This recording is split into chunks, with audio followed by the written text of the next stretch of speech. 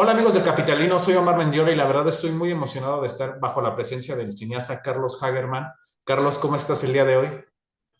Muy contento de estar aquí con ustedes, a punto del estreno de Homie Somewhere Else en cines aquí en la Ciudad de México y bueno, y en varias otras ciudades del país.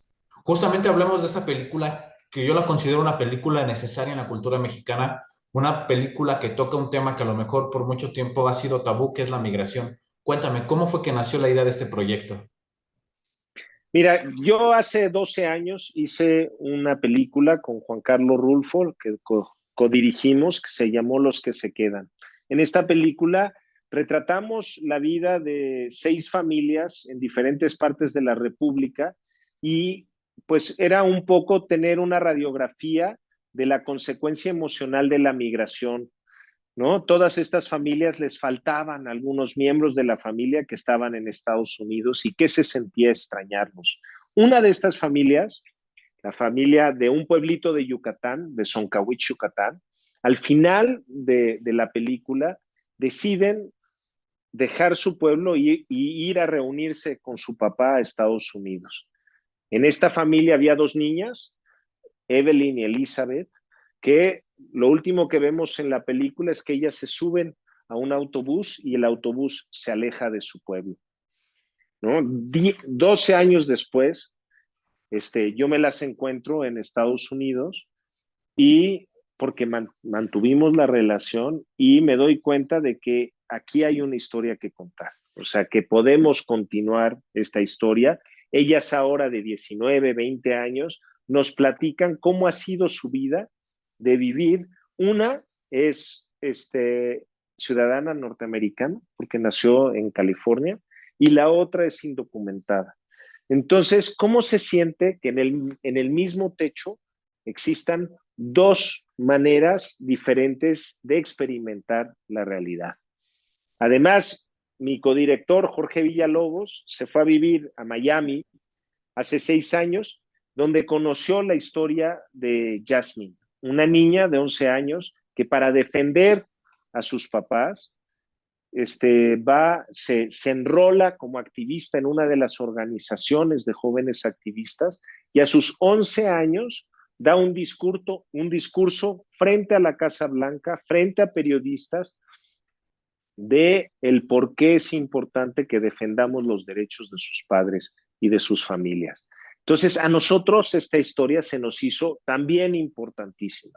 Y así pensamos en generar que no es un libro de cuentos, sino una película de cuentos de 3 historias, que son 3 historias de diferentes familias, pero al mismo tiempo es una, tiene como una cadencia dramática porque empezamos con una historia que la cuenta una niña, seguimos con historias que la cuentan jóvenes de 19, 20 años y terminamos con la historia de un joven adulto que recuerda su infancia, pero también recuerda su proceso de deportación. Entonces creo que generamos un espectro muy amplio de lo que es la experiencia de vivir de familias con miedo a la separación. Nos contaste, vayan a redundancia, la historia de esas dos historias, pero ahora mi pregunta es, ¿cómo fue que se dieron cuenta de la tercera, del joven que tú bien dices? Digamos, nace en Estados Unidos, pero al final es deportado a México y anhela como volver a Estados Unidos. ¿Cómo fue que se encontraron con esa tercera historia y por qué la escogieron? Bueno, la historia de José Eduardo Aguilar, en realidad él nace en Ciudad Juárez, ¿no? Y sus padres migran a Estados Unidos, a Utah, en las montañas, y él crece como niño con una infancia bastante feliz en las montañas, yendo a pescar con su papá, en una comunidad donde casi no había mexicanos, de familias mormonas, que lo hicieron sentir siempre muy a gusto de vivir ahí, hasta el momento en que llega la adolescencia y cuando es relativamente joven, a los 23 años, lo agarra la policía y lo deporta a México, que es un país que realmente no conoce. Esta historia es narrada, por supuesto, José Eduardo es un gran narrador,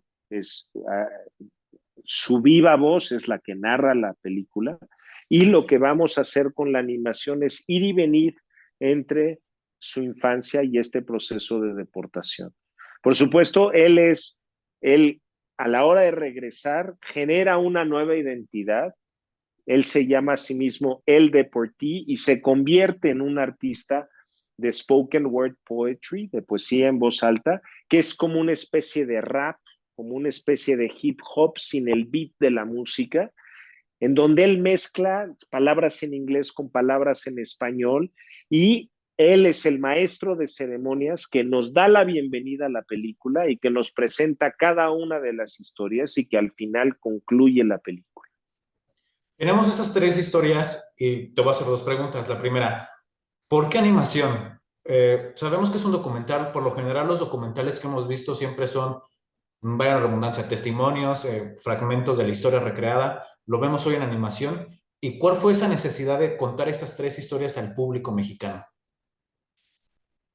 Bueno, para mí el decir documental o decir ficción o decir animación, uno escoge la mejor manera en la cual se van a contar las historias. O sea, ustedes van a ir a ver una película de animación pues, donde se cuentan tres historias de tres familias. Yo creo que el corazón de esta película, más allá de la migración, que es el contexto, el corazón es que son historias de familia, de la experiencia de vivir con miedo a que te separen de tu familia, que es un sentimiento que cualquiera se puede relacionar, ¿no? Y hoy en día, que justo la movilidad entre pueblos está creando sociedades mucho más diversas, creo que es muy importante contar estas historias desde un punto de vista de generar empatía. ¿A qué nos referimos con generar empatía? Pues a tu mirada sobre el otro. Al final de la película, en los créditos, tenemos una gran dedicatoria. La dedicatoria dice que esta película está dedicada a todas las familias que buscaron un mejor hogar para su familia, pero también está dedicada a las familias que les dan la bienvenida. Creo que es muy importante esto. No solo son las familias que migran, sino las familias que recibimos. Ahora, ¿cuántas familias centroamericanas no están pasando por México? Y nosotros, como mexicanos, ¿cómo las vemos? ¿Cómo los tratamos? Es muy importante que generemos un mundo con una visión más humana, más diversa y más empática el uno del otro. Por eso hicimos esta historia. Por eso la hicimos en animación, porque pensamos que la animación puede llegar más lejos, que necesitamos que los jóvenes vean estas historias. Por eso ahora estamos elaborando unas guías de estudio para que en las escuelas puedan querer usar esta película como una herramienta de comunicación y de discusión de estos temas con los jóvenes, con los adolescentes, sobre todo, con los estudiantes de preparatorias y universidades, y que se pueda generar un diálogo y una discusión que nos lleve a crear una mirada más empática, porque los jóvenes están creando su identidad social en ese momento de sus vidas. Y si generamos una mirada más empática en ese momento, seguramente tendremos sociedades maduras, sociedades adultas que sean más diversas y que acepten al otro de una manera mucho más humana. Hablas de algo muy importante que quiero resaltar en esta entrevista, que es la empatía, el motivo principal de esta película, porque finalmente nosotros los mexicanos en algunos casos no somos empáticos con nuestro prójimo, miramos de cierta manera despectiva un poco a los migrantes, de que por qué están aquí, por qué no se van a su país, pero también existe el lado contrario de esa gente que a lo mejor tiene mucha empatía y no tengo suficiente dinero, pero ten, aunque sea para un café, para un pan, un sándwich. Entiendo que este proceso de hacer esta cinta abarcó primero testimonios y después fue la animación. ¿Tuvieron algún reto durante este proceso, algo que se les haya complicado? Mira, es muy complicado hacer una película de animación. O sea, es una gran aventura épica, ¿no? Es como salir a buscar, ¿no? El no sé, el país de Sí. nunca jamás. Eh, para eso nosotros lo que hicimos, nosotros somos un pequeño estudio independiente de animación mexicana en Valle de Bravo, Estado de México. Y para que nosotros creciéramos al nivel que teníamos que crecer para abordar un largometraje de animación, iba a ser muy difícil. Entonces, lo que decidimos hacer es juntarnos con otros 3 estudios independientes de animación, de gente joven, y decir, vamos a unir fuerzas. Son Llamarada, Casiopea y Virus Mecánico.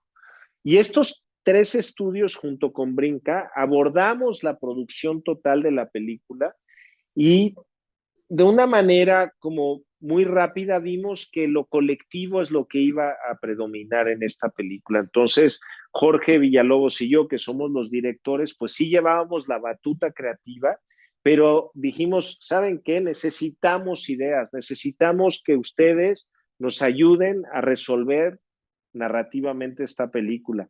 Y las mejores ideas que se ven en la pantalla vienen de muchísimos artistas. Tenemos artistas jóvenes, bueno, tenemos una chica que saliendo de la prepa entró a trabajar en la película. Tenemos docenas de artistas que están estudiando todavía en la universidad y que entraron a ayudarnos. Toda esta frescura y esta energía es la que fue posible para hacer Home is Somewhere Else. ¿Y cómo fue que decidieron utilizar esos 3 estudios? ¿Usaron un parámetro o ya los habían conocido de hace tiempo o les había gustado su trabajo? No, la verdad es que son 3 estudios que admiramos desde hace mucho tiempo, que admiramos su trabajo. Con Virus Mecánico habíamos trabajado desde hace muchos años, pero con Llamarada y con Casiopea no tanto. Pero sí nos conocíamos por el trabajo que hacíamos y sí tenemos admiración por ellos. Y ahora, después de trabajar y de hacer una película, más admiración tenemos y más ganas de volver a trabajar con ellos tenemos. Sabemos que estuvieron en el Festival de Cine de Guadalajara. ¿Cómo fue esa experiencia? ¿Cómo fue digamos, ese recibimiento por parte del público? ¿Cómo lo vieron? Mira, hemos tenido una corrida de festivales muy afortunada. Nuestra premier mundial fue en el Festival de Annecy, en Francia. El Festival de Annecy, para los que no sepan, es el festival más importante de animación del mundo. O sea, el estar con un largometraje animado en competencia en un festival como Annecy es un lujo. En los 62 años de historia, solamente 2 películas, largometrajes de animación mexicanos han logrado estar en competencia y nosotros somos uno de ellos. Pero esa misma semana sucedía el Festival de Guadalajara y era nuestra premier nacional ahí y estábamos en competencia internacional de animación, que es una sección nueva que crearon Guillermo del Toro y Estrella Araiza, que es la directora del festival, apenas hace 3 años. Pero nosotros tenemos ahora el título de ser la primera película animada mexicana que estamos en competencia en esa sección. Y por supuesto, bueno, pues las funciones fueron increíbles porque se descolgaron una gran cantidad de los artistas que trabajaron en la película y nos acompañaron y nos dimos cuenta cómo el público, ¿no? Se emociona muchísimo con esta película. Vayan a ver Home is Somewhere Else. Este fin de semana inauguramos, mañana jueves 4 empezamos. Entonces busquen su cartelera el 4, el 5, el 6 y el 7. ¿No? ¿Dónde está Home is Somewhere Else? Vamos a estar en Cinépolis, vamos a estar en Cinemex, vamos a estar en la Cineteca Nacional y en red de diferentes salas de cine independiente, que también queremos estar en esas salas de cine independiente porque somos una producción independiente de animación. Carlos, pues muchísimas gracias por esa entrevista. Ya lo dijiste bien, ya dijiste bien dónde podemos ver esta cinta y es un excelente plan para los fines de semana que tenemos. Carlos, muchísimas gracias. ¿Cómo te podemos encontrar en redes sociales? Busquen @Home is Somewhere Else en Instagram. Eso es donde estamos posteando ya los nombres de las salas, los nombres de las ciudades donde estamos. O sea, ahorita les puedo decir que estamos en Cinépolis Diana, en Cinépolis Satélite, Interlomas, en Cinépolis Patio Universidad, pero estamos en la Cineteca Nacional, en Cinemex Reforma Casa de Arte, en Cinemex Altavista. Eso solamente en el área metropolitana, pero también vamos a estar, como dije, en Cineteca Nacional, en Centro Cultural Universitario, En el Chopo vamos a estar en 15 días, o sea, vamos a estar por toda la ciudad.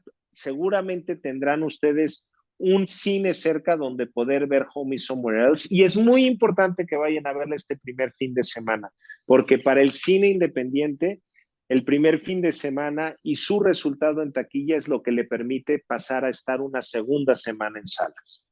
Pues no hay pretexto para verla. Ahí están las funciones, ahí están los lugares en los que van a estar. Carlos, mucho éxito, muchísimas gracias y no perdes esta gran película porque es lo que necesitamos los mexicanos.